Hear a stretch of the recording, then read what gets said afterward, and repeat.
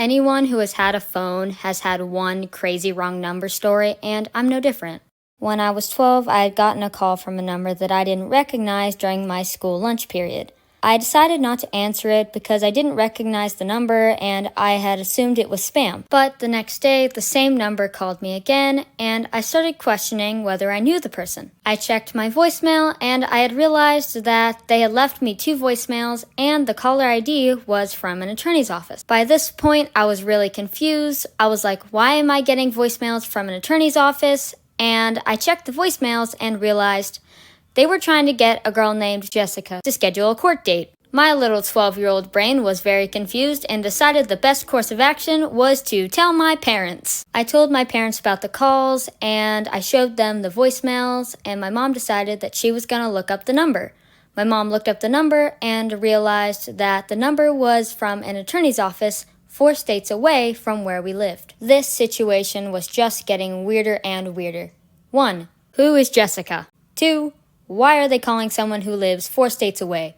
3. Why are they calling a 12-year-old? And 4. How did they get my number? By this point, my mom had decided to call the attorney's office.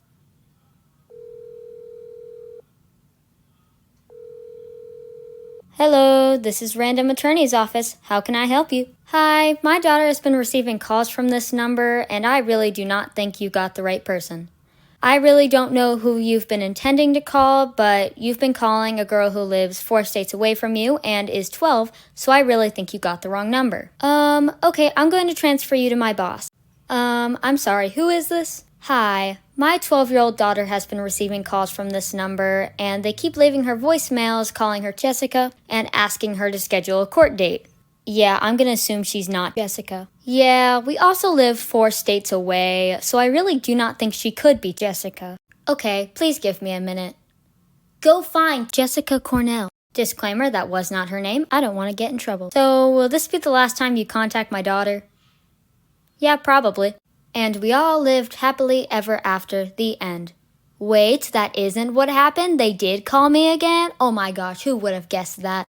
Shock, shock, they called me again the next day, during my school's lunch period again, and I didn't answer, because I didn't want to. I told my parents about it again, and they called back the attorney's office and basically said, hey, you said you wouldn't call her anymore. What's going on? And they replied, sorry, we are in front of a judge and we're trying to prove that this was indeed a wrong number. Back then, I didn't really care, but if it happened again today, I would be ecstatic because when I graduate, I want to become a lawyer, and that means I was part of a court case. That's really freaking cool. This story is weird to me because I genuinely do not know how they got my number. Did Jessica type in the wrong number? Did Jessica purposefully give a random number and it just happened to be mine? I don't know. All I know about this is that when I texted my friend about it when I was 12, she asked me if I was living 2 different lives. Maybe. I don't know. Thank you for watching. This video was really fun to make. This is a crazy story to me, especially when you think about the fact that depending on what this girl did, she could have gotten arrested, and the reason she could have gotten arrested was because a 12-year-old turned her in.